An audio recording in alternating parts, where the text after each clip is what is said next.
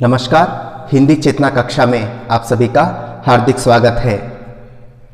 तो आज के इस कक्षा में मैं आपको व्याकरण से संबंधित एक नया ही विषय लेकर आया हूँ। वह विषय है क्रिया विशेषण। क्रिया विशेषण को अंग्रेजी में एडवर्ब कहते हैं।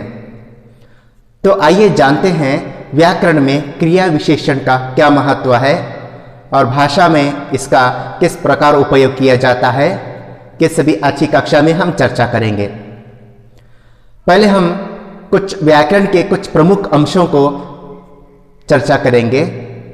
जैसे व्याकरण एक भाषा को सही मायने में पढ़ने, लिखने और समझने के लिए बहुमुख्य पात्र निभाता है और महत्व है।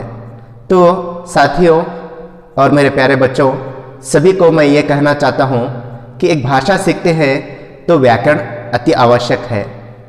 तो आइए आज हम प्रारंभ करते हैं व्याकरण से एक नया विषय क्रिया विशेषण। तो आइए क्रिया विशेषण का अर्थ समझते हैं। क्रिया विशेषण में कितने प्रकार है और क्रिया विशेषण किस प्रकार वहां वाक्यों में उपयोग होता है, ये सभी आज की कक्षा में चर्चा करेंगे। तो देखिए, क्रिया विशेषण शब्दों की विशेषता बताने वाले शब्दों को, अंश को हम क्रिया विशेषण कहते हैं। जैसे कि देखिए, जो शब्द क्रिया शब्दों की विशेषता बताए वहां क्रिया विशेषण कहलाता है। क्रिया माने काम, काम की विशेषता बताने वाले शब्दों को हम क्रिया विशेषण कहते हैं। तो देखिए इसका अर्थ और एक बार, जो शब्द क्रिया शब्दों की विशेषता बताए वहां क्रिया विशेषण कहलाता है। तो आपको इतना ही समझना है कि क्रिया विशेषण जो शब्दों की विशेषता बताते हैं वहां क्रिया विशेषण कहलाते हैं। क्रिया माने काम, ठीक है। तो आगे बढ़ते हैं। अब हम देखते हैं क्रिया विशेषण में कितने प्रकार है, टाइप्स ऑफ एडवर्ब। तो आइए जानते हैं एक एक। क्रिया विशेषण में मुख्य रूप से 4 प्रकार किए गए हैं। जैसे कि स्थानवाचक क्रिया विशेषण, कालवाचक क्रिया विशेषण, रीतिवाचक क्रिया विशेषण, परिमाणवाचक क्रिया विशेषण। तो अब हम अंग्रेजी में भी इसका अर्थ जानेंगे। स्थानवाचक क्रिया विशेषण को अंग्रेजी में कहते हैं एडवर्ब ऑफ प्लेस। कालवाचक क्रिया विशेषण को अंग्रेजी में कहते हैं एडवर्ब ऑफ टाइम। रीतिवाचक क्रिया विशेषण को अंग्रेजी में कहते हैं एडवर्ब ऑफ मैनर। परिमाणवाचक क्रिया विशेषण को अंग्रेजी में कहते हैं एडवर्ब ऑफ डिग्री। तो आइए हम जानते हैं एक एक करके क्रिया विशेषण। कुल मिला के 4 प्रकार देखे हैं, स्थानवाचक, कालवाचक, रीतिवाचक, परिमाणवाचक। तो एक एक करके हम इसका अर्थ समझेंगे। तो पहले मैं बता चुका हूं बच्चों और साथियों आपको, क्रिया विशेषण माने क्रिया शब्दों की विशेषता बताने वाले शब्दों को, अंश को क्रिया विशेषण कहते हैं। क्रिया माने काम, काम की विशेषता बताने वाले शब्द क्रिया विशेषण कहलाते हैं। काम की विशेषता बताने वाले अंश को क्रिया विशेषण कहा जाता है। तो देखो, क्रिया की विशेषता बता रहे हैं। जैसे हम क्रिया विशेषण में 4 प्रकार किए हैं, जैसे कि कालवाचक, स्थानवाचक, रीतिवाचक, परिमाणवाचक। तो चारों के चारों हम क्रिया विशेषण के प्रकार देख रहे हैं। तो यहां पे क्रिया शब्दों की विशेषता 4 प्रकार में देखते हैं।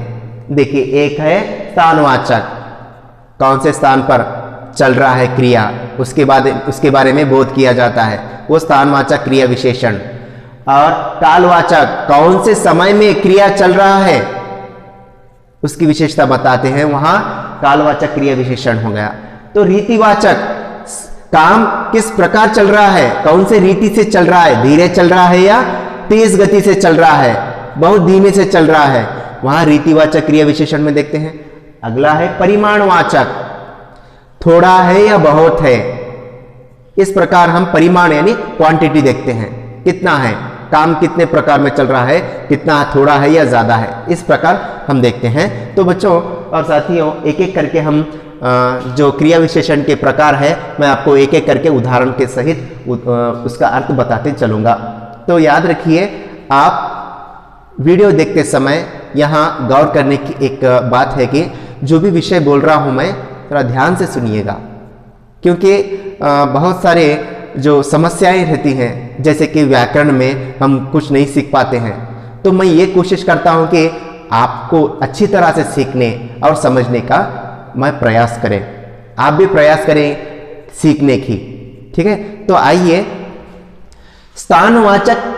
स्थानवाचक क्रिया विशेषण। स्थानवाचक क्रिया विशेषण किसे कहते हैं हम जानेंगे। जो शब्द क्रिया के होने के स्थान बोध कराए वहां स्थानवाचक क्रिया विशेषण कहलाता है। जो शब्द क्रिया के होने के स्थान का बोध कराता है, जगह क्या बोध कराता है, कौन सी जगह पे काम चल रहा है उसके बारे में जानकारी देता है, तो वहां स्थानवाचक क्रिया विशेषण हो गया। जैसे यहां वहां, वहां मत जाओ आदि। जैसे कि यहां काम चल रहा है, यहां पुस्तक रखो, वहां बैठो, वहां चलो, इस प्रकार उठना बैठना चलना ये सभी क्रिया है ना। क्रिया की विशेषता बताने वाले शब्द क्रिया विशेषण कहलाते हैं। तो स्थानवाचक में हम क्रिया कौन से स्थान में चल रहा है ये देखते हैं। तो अगला है कालवाचक क्रिया विशेषण। काल माने समय। तो देखिए कालवाचक क्रिया विशेषण का अर्थ क्या होता है।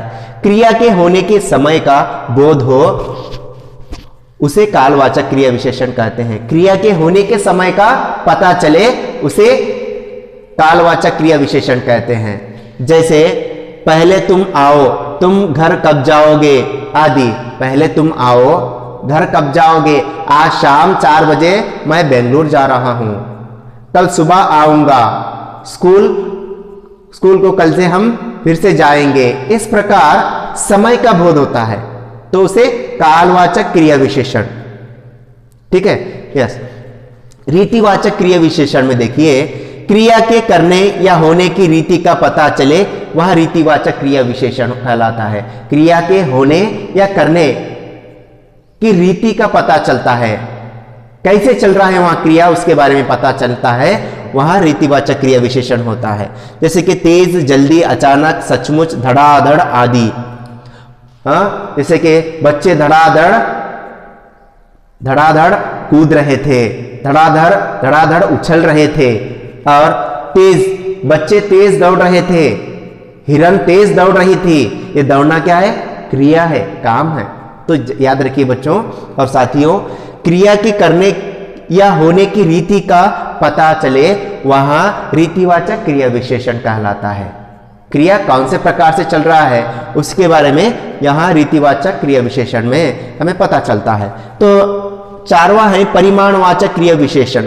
परिमाणवाचक क्रिया विशेषण में मुख्य तौर पे आपको बता देना चाहूंगा मैं, क्रिया की मात्रा या उसके परिणाम का बोध करवाते हैं। क्रिया की मात्रा कितना चल रहा है उसके बारे में बोध कराने वाले ही अंश को परिमाणवाचक क्रिया विशेषण कहते हैं। अधिक, थोड़ा, कम आदि। जैसे कि वहां लड़का थोड़ा ही लिख रहा था, थोड़ा लिख चुका है। कम खाओ, कम देखो, कम सुनो, इस प्रकार। ठीक है, परिमाण यानी क्वांटिटी, जो काम चल रहा है उसके बारे में वहां हमें पता चलता है। तो रीतिवाचक में हम देखे हैं किस प्रकार कौन से रीति से वहां काम चल रहा है देखते हैं। कालवाचक में क्रिया के समय का बोध होता है और स्थानवाचक में क्रिया के स्थान का बोध होता है। तो ओवरऑल हम देखते हैं तो बच्चों यहां विषय यह है कि क्रिया विशेषण, क्रिया शब्दों की विशेषता बताने वाले अंश को हम क्रिया विशेषण कहते हैं। और एक बात याद रखना है आप, क्रिया विशेषण के 4 प्रकार हैं, कालवाचक, रीतिवाचक, परिमाणवाचक और स्थानवाचक, कालवाचक, रीतिवाचक, परिमाणवाचक। ये चारों प्रकार में हम क्रिया की विशेषता देखते हैं। ठीक है, तो आज की कक्षा मैं समझता हूं आप सभी को समझ में आई होगी। तो देखिए मैं आपको मेरे जो भी YouTube चैनल पे मैं मेरा नंबर भी आपको वहाँ पर स्क्रीन पे अपलोड करे रहता हूँ। आप चाहे तो कॉल कर सकते हैं। कुछ भी इस वीडियो में कुछ भी खामियां हैं, आपको कुछ और विषय बोलना है या पार्ट एक्सप्लेन करना है तो आप बोल सकते हैं। मैं आपको नेक्स्ट जो अगली कक्षाएं हैं मैं आपको वीडियोस अपलोड करूँगा। तो याद रखिए जो भी मैं वीडियोस बनाते जा रहा हूँ, नोट्स तो आपको नहीं भेज सकता। तो आप एक काम कीजिए, आप यहाँ पे जो भी विषय बोला हो उसके बारे में नोट्स चाहिए तो मुझे कॉल कर सकते हैं आप। ठीक है, नोट्स चाहिए तो आप कॉल कर सकते हैं, फ़ोन कर सकते हैं।